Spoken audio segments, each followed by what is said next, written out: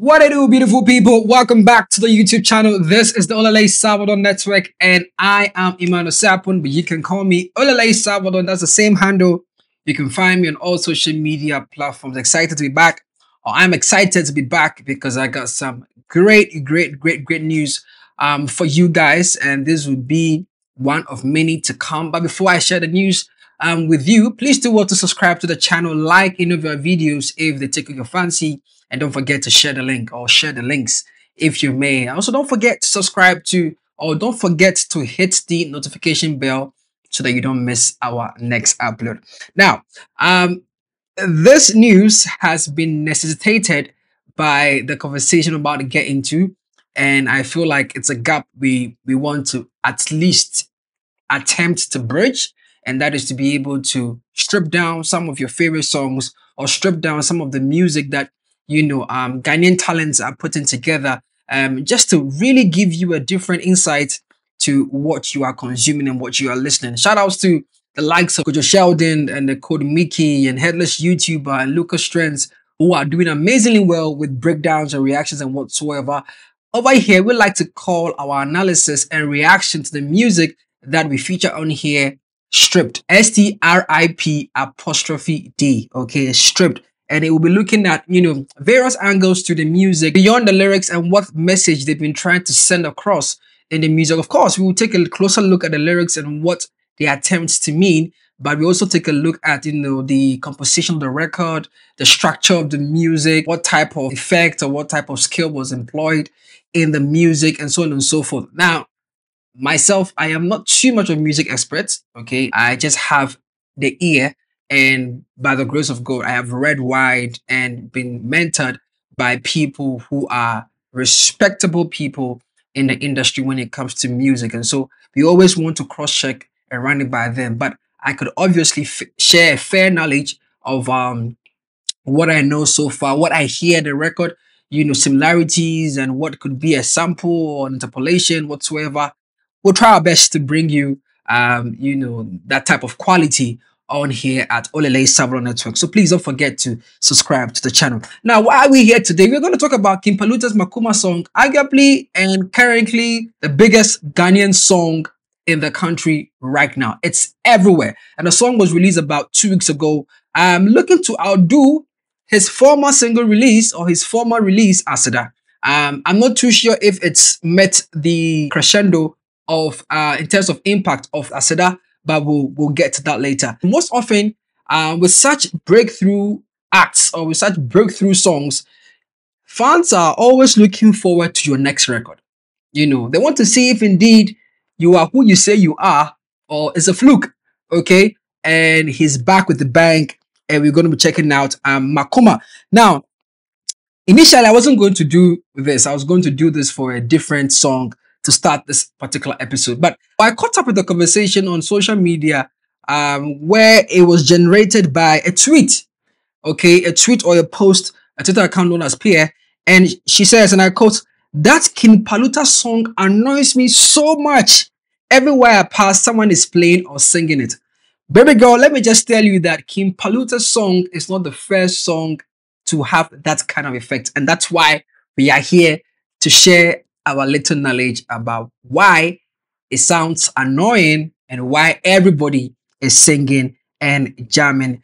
So wait, now I'm not going to talk about the lyrics because I think Code Mickey, the Kojo Sheldon, Headless YouTuber, and Lucas Trends Dems have already done the breakdown for y'all. So pardon me on this one. I just want to focus on this particular aspect of why and how a song can be annoying after multiple listens, or even if you don't like the record, you have no other option than to take it in. I personally saw that with Water's ability and all that. Okay, so I'm not going to do a breakdown.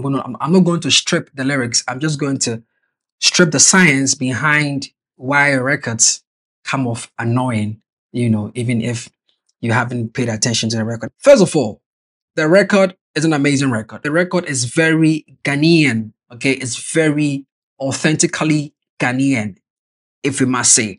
All right. Now, this is the Ghanaian sound that you and I grew up listening to because of the elements that were captured in those type of records. So take your mind back to the 5-5, take your mind back to the 4x4, take your mind back to the VIP, take your mind back to the Brothers of Simple Fame. These were the type of records that got some of us jamming and dancing and moving our feet. Take it back to the Ochame Kwame. Take it back to even, Richie of Link's days, the kind of records they used to put out. Take it back to those kind of days. And you notice that that is the exact thing that tickles or triggers the Ghanaian in you. Okay? That is the exact thing that triggers the Ghanaian in you. This is a kind of sound that cannot be easily replicated by any other nationality. I repeat, this is a kind of sound that cannot be easily replicated by any other national unless you are Ghanaian. Unless you are Ghanaian to be able to get this out there the way Paluta has done it. Unless you are Ghanaian to be able to get it out there the way Kwame Eugene does it. Unless you are Ghanaian to be able to put it out there the way these other ones who have had successful records in such song structure or in such music recording the way they've done it. No other nationality outside the Ghanaian nationality would be able to successfully nail this. And this is why it is so. Now, the more I listen to the record, the more I hear what we call the lullaby effect and that of the earworm effect. So what is the lullaby effect? Now, the lullaby effect in music is like the calming, soothing, and often repetitive quality that makes a song relaxing and comforting. Okay, so the effect is normally or typically associated with lullabies. Too Bobby, too Bobby, da da da da dee do, da da da da dee dee, da da da da dee dee, da da da da da da da. Like those kind of songs, right? It's comforting, it's relaxing, but it has this repetitive quality. Okay, and that is why it's often associated with lullaby. So when you hear a record that has these type of elements, it's often associated with a lullaby. So it doesn't necessarily have to be the traditional lullaby I just sang, like Tutu Bobby, da da da da dee blah blah blah. It's just because it has those elements in there, and that is why when a record of such effects is released, you notice the instant impact on young children. Okay, you notice the instant impact. You see a young girl or a young boy singing this record and they don't even know what they are singing. It's because it has this lullaby effect. All right, it is soft, the melodies are gentle, there are repetitive patterns, it has a type of tempo. Traditionally, the traditional lullaby has a slow tempo, but producers and very creative artists have a way of tempering the tempo in such a way that it becomes a feel-good record. Okay, the melodies are often straightforward and easy to follow. So you can be thinking about some other songs that have such effects. And maybe when we come back, in my next upload, or as you leave a comment, then we'll look at some of the songs that you've been able to identify. Time will not permit me to go into some of the songs, but I'm just trying to build a precedent here. So some of the characteristics that come with such records are, the melodic simplicity. So if you listen to the production of Makoma, the melodies are very straightforward and they're very easy to follow. Tum, tum, tum, tum. Dum, dum, dum, dum. Very, very easy to follow, right? You also notice that musical phrases are repetitive, okay? And the rhythms are very common. Enkoye mama, enkoye mama, it's repetitive. Then you have the harmonious sounds where you hear consonant harmonies that are very pleasing to your ear. The instrumentation, very minimal. Some of these characteristics make the lullaby effects in music. Okay. Then we also have what we call the earworm effect. All right. It's known as the involuntary musical imagery, INMI. And this is just the catchy piece of music that gets stuck in your head. That is why wherever you pass, you hear it. Right? Sometimes you wake up in the morning, you're singing it. You can't control it. It's involuntary. That catchy piece of the record, or that catchy piece of Makoma, Ekoye mama, Ekoye mama. That is the earworm effect there. It's in your head. You didn't invite it, right? But the first time you heard that, Ekoye mama, Ekoye mama, it is stuck in your head. It's there. It's there. It's gone. And you need to have some type of skill to get that because you may know. It's like the first time I heard Tyler's Water. God, I never got to listen to the full record. I later went to listen to the full record to appreciate the artistry. But that part make me swear, make me hold on, make me lose my breath, feeling on no. Gosh, yeah, bre. Zombie on, oh, bruh, I could. There's a science to that, and I'll tell you why it gets annoying at some point. Okay, so the earworm effect equally has, some level of similar characteristics as it were with the lullaby effect. The earworm effect also comes with a simple structure, straightforward. There's no time to be doing something. That is why I feel like Continental should have been left alone with that Charlie Poppy. But anyways, okay, I'll get back to that. Anyways, yeah, there is no need to be doing any other extra. The song is straightforward, is as good as it is. We move. You get me? So if you notice in the record, Paluta did not want to even waste time on a verse. He just wanted to keep going. Just wanted to keep going. All right. So yes, the yellow effect also comes with repetitive song structure, and then it also comes with the rhythmic drive. Okay. Dum dum dum dum dum dum dum dum. It's compelling, and the rhythm is definitely memorable. Okay. So if you're able to remember the melody or the rhythm, and it's easy for you to recall, you have been able to achieve that earworm effect. All right. If you are able to also succeed in using the repetitive skill or the repetitive trick, so much so that the repeated exposure or repetition would within the song will make it stick in the minds and hearts of many, you've won. If it is simple, the lines are clear, there's no complex, processing whatsoever. You can just sing, you are good. Okay. So although the lullaby effects and the earworm effects are distinct phenomena, they share some common elements. And those elements I mentioned earlier have to do with repetition and simplicity. Okay. And there is the emotional impact. Lullabies will aim to calm and comfort, but earworms typically captivate attention and are remembered easily. However, some lullabies can also become earworms due to their repetitive and catchy nature. The earworm effect sometimes is unintentional, but it can be intrusive. And this is why it feels like King Paluta's song comes off annoying, quote unquote. King Paluta's Makoma isn't a traditional lullaby. All right. One may argue that is a contemporary lullaby. In fact, if you listen to King Paluta's Aseda, I think this gentleman is onto something, because when I listen to Aseda, I could equally hear the Jama effect, which is typically Ghanaian. The Jama effect, it is typically Ghanaian. Okay. But interestingly, even in Makoma, the latter part of Makoma, he brings a Jama aspect of the song at the end. So I don't know. Whoever he's working with. Candy Beats. Candy Beats is the same producer behind Aseda and the same producer also for Makoma. Okay. So there is that precedent has been set. In fact, when I listen to Makoma, I hear Uncle Four Quaders and you call Mape. You go listen to that record and listen to Makoma, you hear that the melody is very similar. Is very, very similar. I can't tell if it was sampled or interpolated, but it's very, very similar. Okay. The melodies are simple, they are memorable, and they are very easy for you and I to listen, grasp, and sing along with. Okay. See the same thing for Aseda, but this one is very potent. Okay. Now, when you do this, it makes it familiar to those who may not even give you a look in. They may not have even paid attention to and King Paluta when Aseda dropped. Right? In Makoma, there are repetitive patterns. Okay? There are repetitive patterns, repetitive phrases, and there are also repetitive hooks. The art of repetition creates a sense of predictability and pleasure.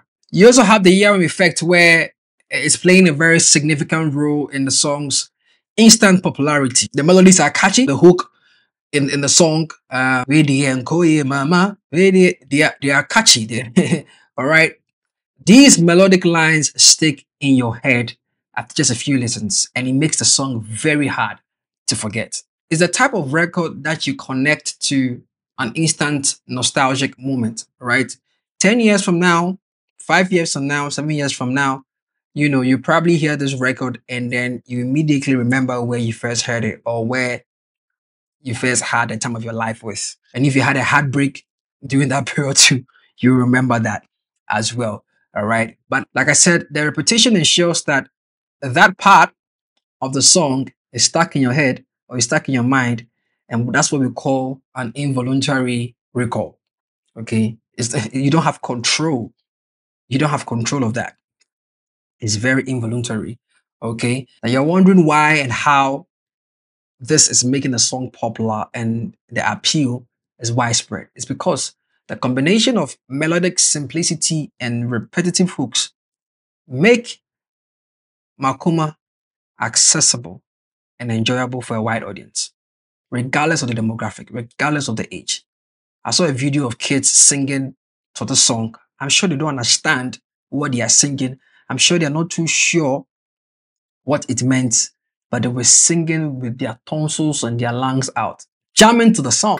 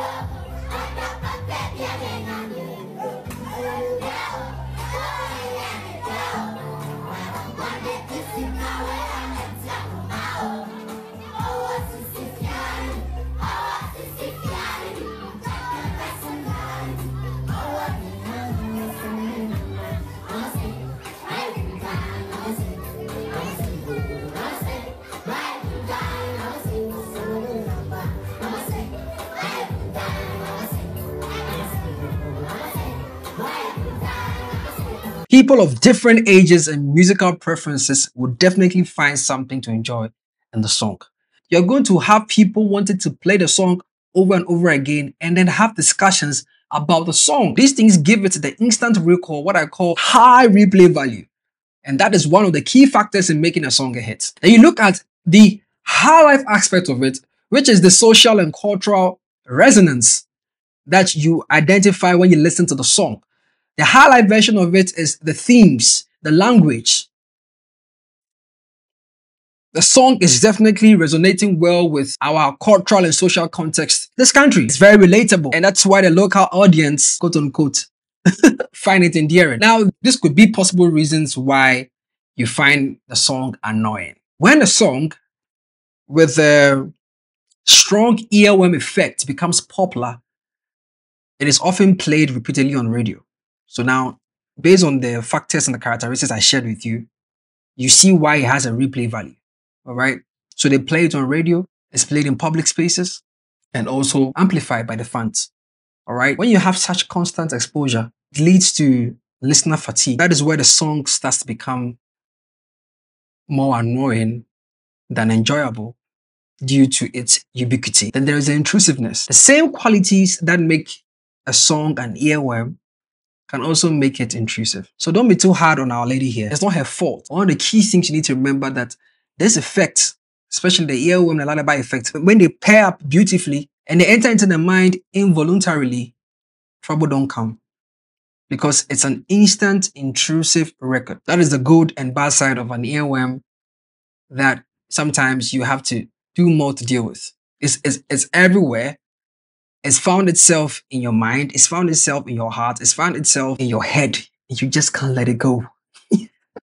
You cannot let the song out of your head. So what you want to 2-bedroom team is bothersome, is irritating, especially if you don't particularly enjoy the song. Okay.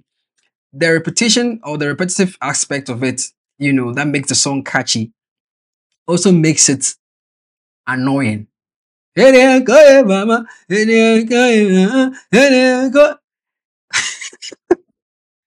annoying. I understand. It's annoying. Okay.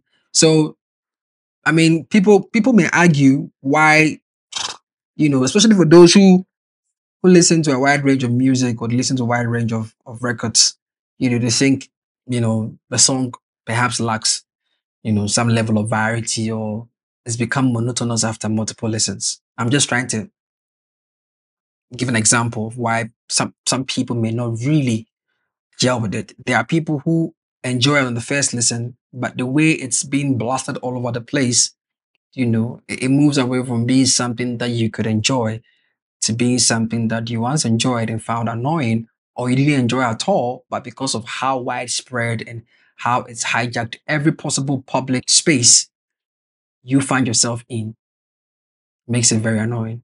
So Makoma definitely leverages, both the lullaby and the earworm effects to become that hit it is. I also saw conversations of classism and elitism and all that.